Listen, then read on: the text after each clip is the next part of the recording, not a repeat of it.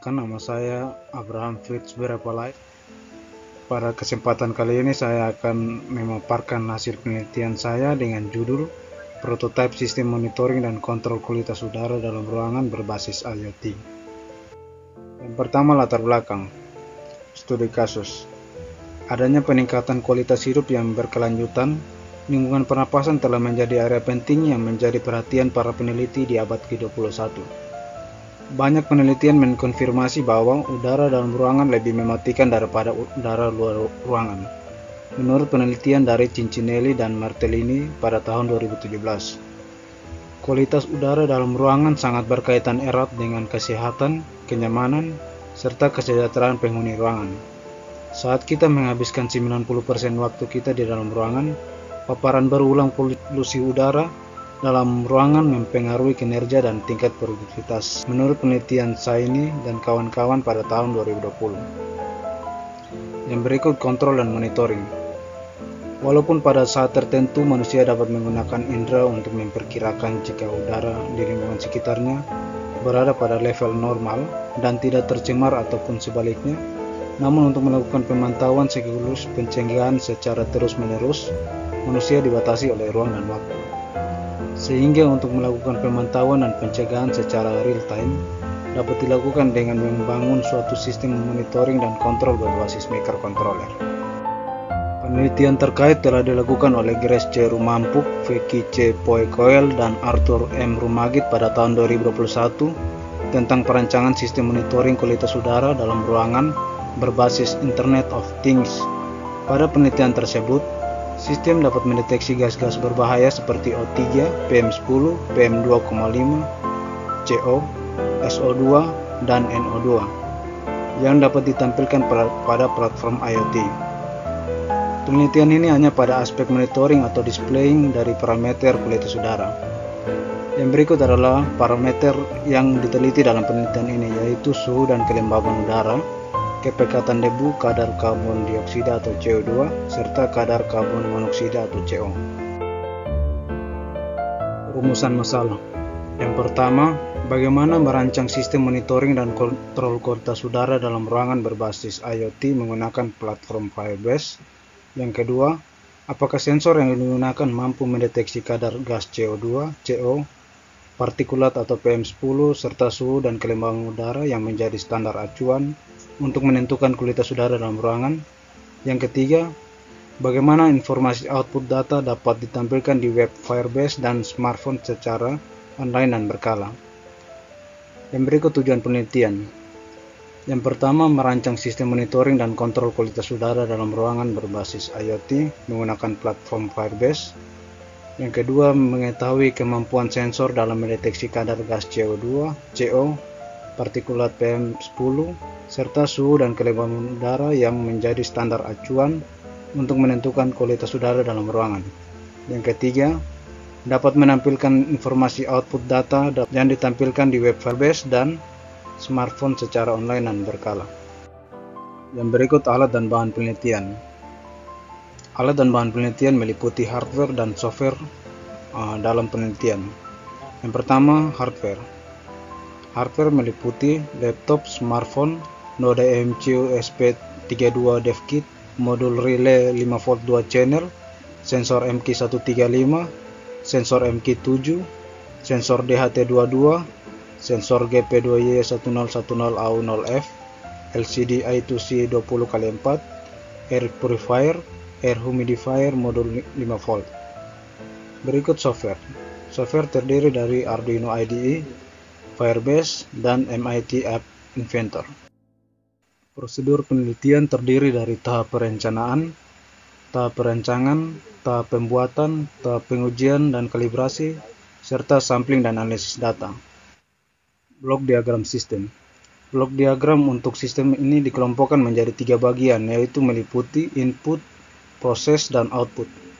Pada input terdiri dari beberapa sensor yang nanti akan mendeteksi kondisi kualitas udara, yaitu sensor MQ135 untuk mendeteksi gas CO2, sensor MQ7 untuk mendeteksi gas CO, sensor GP2Y1010AU0F untuk mendeteksi debu PM10, dan sensor DHT22 untuk mendeteksi suhu dan kelembaban udara. Data yang diperoleh dari sensor-sensor tersebut akan diolah oleh ESP32 yang nanti akan menentukan output akan bekerja atau tidak. Pada gambar terlihat flowchart terdiri dari dua bagian, yaitu flowchart untuk sistem monitoring dan flowchart untuk sistem controlling. Terdapat dua mode, yaitu mode manual dan mode otomatis yang dikontrol menggunakan node MCU ESP32. Perbedaan pada dua mode ini yaitu pada pengontrolannya. Ketika dalam mode otomatis, maka kontrol dari output atau air humidifier melihat kondisi presentasi dari kelembaban udara dalam ruangan, serta kontrol dari output air purifier melihat kondisi dari besaran kadar debu, CO2, dan CO dalam ruangan. Sedangkan untuk mode manual yaitu kontrol penuh dari pengguna atau user untuk mengaktifkan output. Rangkaian konfigurasi komponen-komponen terhadap pin input dan output bertujuan untuk menentukan pin pada ESP32 yang digunakan sesuai dengan fitur yang dibutuhkan komponen, agar sistem dapat berfungsi sesuai dengan skenario yang diinginkan, serta untuk mempermudah dalam perancangan. Untuk rangkaian konfigurasi pin dapat dilihat pada gambar. Yang berikut hasil dan pembahasan. Hasil perancangan prototipe sistem. Secara hardware, perangkat telah dikemas dalam satu box berdinding akrilik dengan ketebalan 2 mm serta memiliki dimensi panjang 24 cm, lebar 18 cm, dan tinggi 30 cm. Dengan ukuran kotak yang sedemikian rupa, dapat menjadi wadah bagi setiap komponennya. Secara software, semua fungsional sistem telah terintegrasi dalam program Arduino IDE. Perancangan prototipe sistem terdiri dari keseluruhan pembuatan perangkat keras sistem. Sistem ini menggunakan board node MCU ESP32 sebagai pusat kontrol dan pemroses data inputan. Data inputan yang diproses berupa data suhu udara dan kelembaban udara menggunakan sensor DHT22, data gas CO2 menggunakan sensor MQ135, data gas CO menggunakan sensor MQ7, dan data inputan kadar debu menggunakan sensor GP2Y1010AU0F. Output dari sistem ini terdiri dari air purifier, air humidifier, LCD A2C20x4, dan aplikasi Android. Hasil dari perancangan prototipe sistem secara hardware dapat dilihat pada gambar. Pada perancangan aplikasi Android pada App Inventor, secara umum dibagi menjadi beberapa bagian, yaitu desain aplikasi, program, build aplikasi, dan install aplikasi. Berikut tampilan desain pada aplikasi smartphone. Terdapat 5 label untuk menampilkan data parameter kualitas udara dan 4 tombol on-off untuk mengontrol air purifier dan air humidifier. Pada gambar menunjukkan hasil tampilan firmware pada menu desain Meet MIT App Inventor. Setelah melakukan perancangan desain aplikasi, akan dilanjutkan pada proses pemrograman tiap label dan tombol agar menampilkan output data dan pengontrolan. Pemrograman App Inventor menggunakan blok-blok pemrograman yang telah disediakan pada web MIT App Inventor. Pengujian suhu sensor DHT22 dilakukan sebanyak 3 kali, di mana setiap pengujian dilakukan 10 kali pengambilan data untuk mengetahui kinerja sensor. Data dari tiap percobaan dapat dilihat pada tabel. Pada percobaan pertama, data pertama didapatkan hasil 27,60. Pada percobaan kedua 28,7 derajat Celcius dan percobaan ketiga 29,9 derajat Celcius, seterusnya sampai percobaan ke-10. Pada percobaan ketiga 29,60 derajat Celcius. Pada pengujian kelembaban sensor DHT22 juga dilakukan sebanyak 3 kali pengambilan data, di mana setiap pengujian dilakukan 10 kali pengambilan data untuk mengetahui kinerja sensor. Pada percobaan pertama, data pertama didapatkan kelembaban 76,7%, percobaan kedua 78,2%, percobaan ketiga 78,3%. Pada sensor MQ135, sebelum melakukan pendeteksian CO2, dilakukan pengkalibrasian terlebih dahulu berdasarkan datasheet. Datasheet diperlukan untuk menentukan nilai A dan B.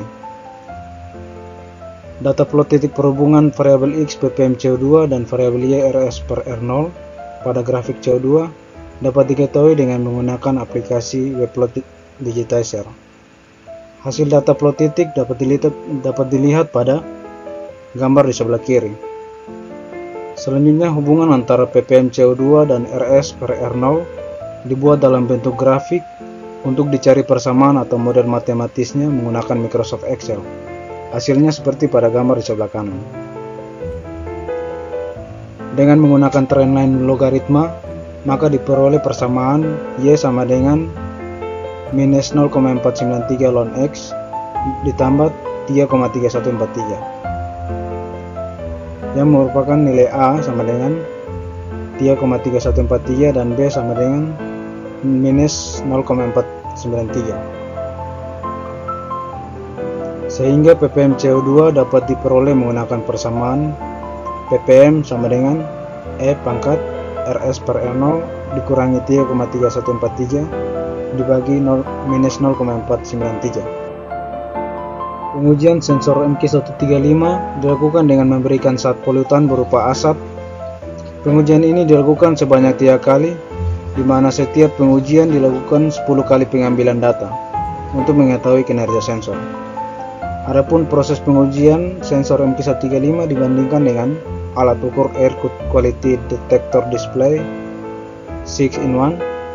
Dari hasil pengujian pertama diperoleh rata-rata error 5,52%. Kemudian pada pengujian kedua, rata-rata error sebesar 3,35%, dan pada pengujian ketiga, rata-rata error 2,86%. Sehingga dari 3 kali pengujian diperoleh rata-rata error sensor MQ135 saat mengukur gas CO2 sebesar 3,91%. Selanjutnya pada sensor MQ7.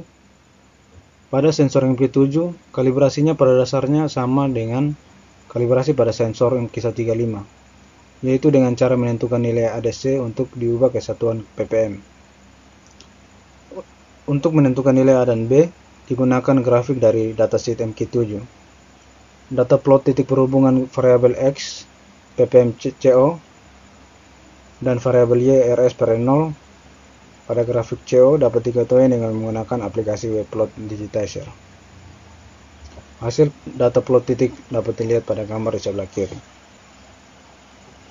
Selanjutnya, hubungan antara ppm CO dan RS per R0 dibuat dalam bentuk grafik untuk dicari persamaan atau model matematisnya menggunakan Microsoft Excel.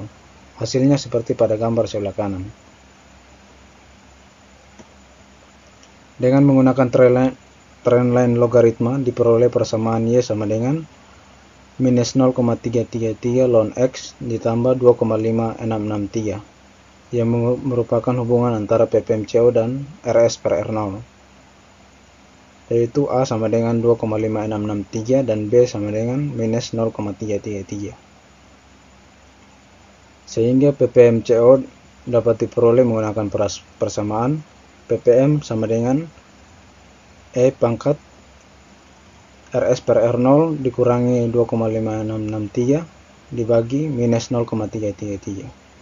Pengujian sensor MQ7 dilakukan dengan memberikan zat polutan berupa asap. Pengujian ini dilakukan sebanyak 3 kali, di mana setiap pengujian dilakukan 10 kali pengambilan data untuk mengetahui kinerja sensor.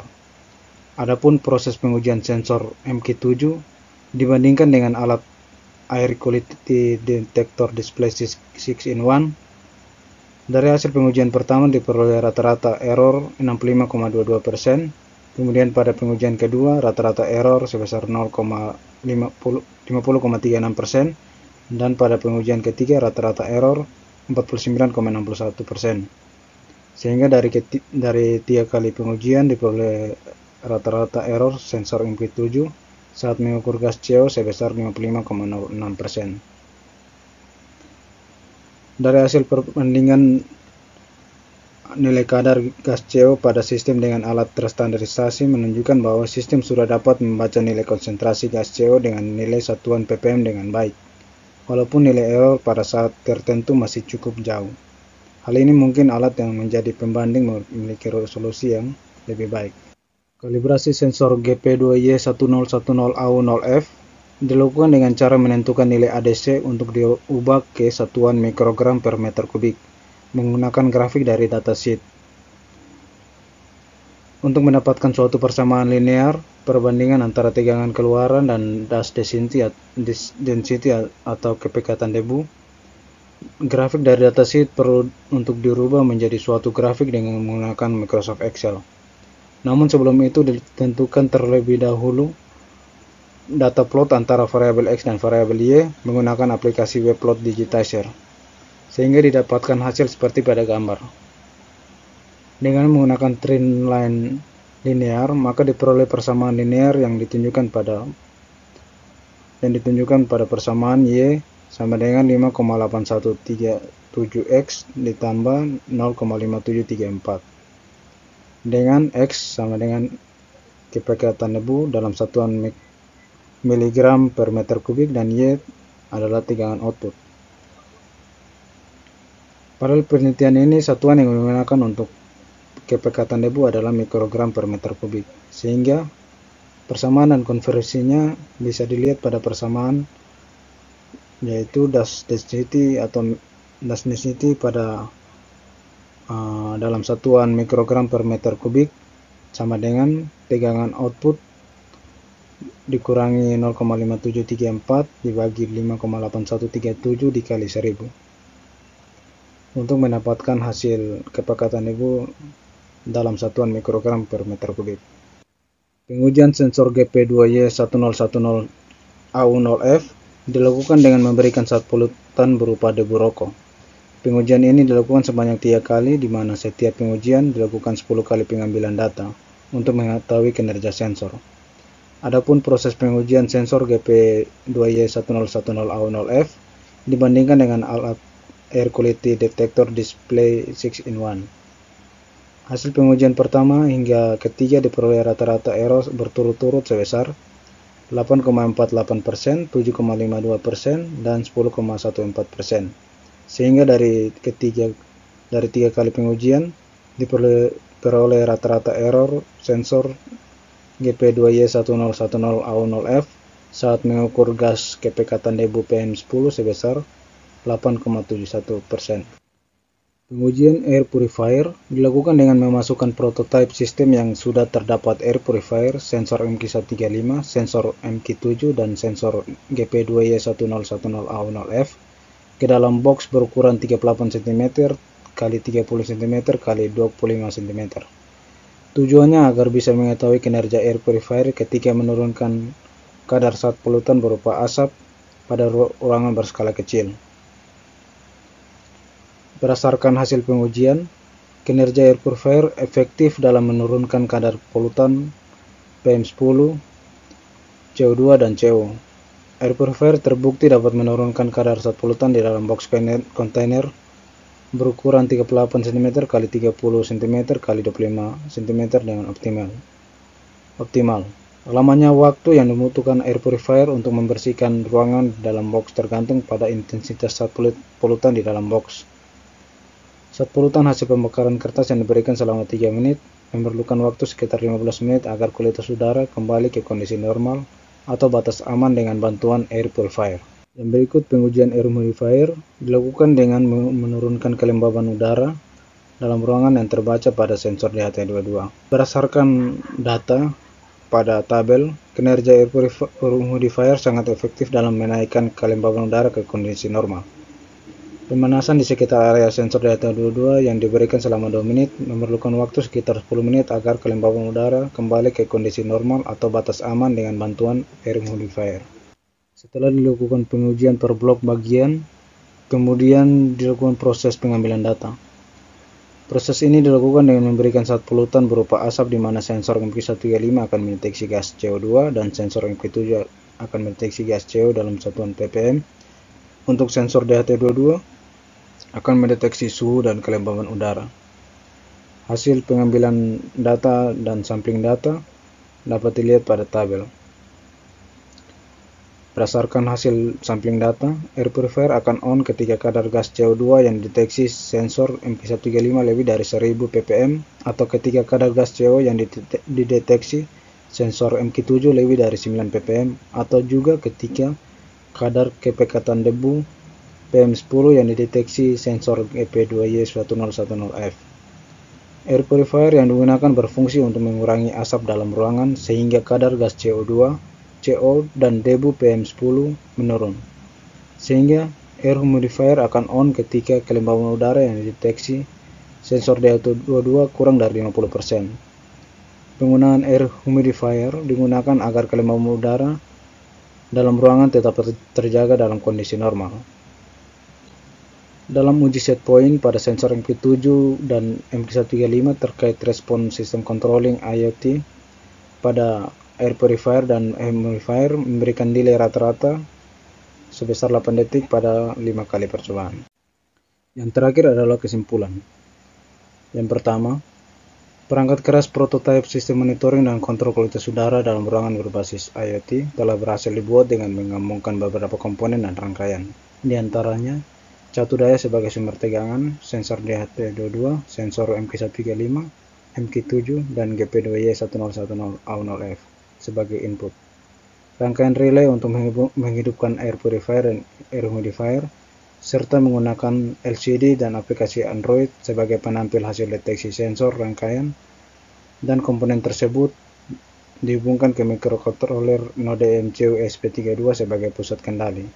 Yang kedua, secara keseluruhan kemampuan sensor yang digunakan dalam proyek tugas akhir ini telah bekerja dengan baik. Pada sensor MP135 saat mendeteksi gas CO2 mempunyai rata-rata error 3,91% dan sensor MQ7 memiliki rata-rata error 55,06% saat mendeteksi gas CO, sedangkan sensor GP2Y1010A0F memiliki rata-rata error 2,25% saat mendeteksi kepekatan debu PM10. Ketiga, informasi output data pada web Firebase, aplikasi Android, dan LCD dapat ditampilkan secara online dan berkala, sehingga persentase tingkat kesesuaian data pada sistem bernilai 100%. Rata-rata respon sistem sebesar 8 detik. Sekian pemaparan dari hasil penelitian saya. Terima kasih.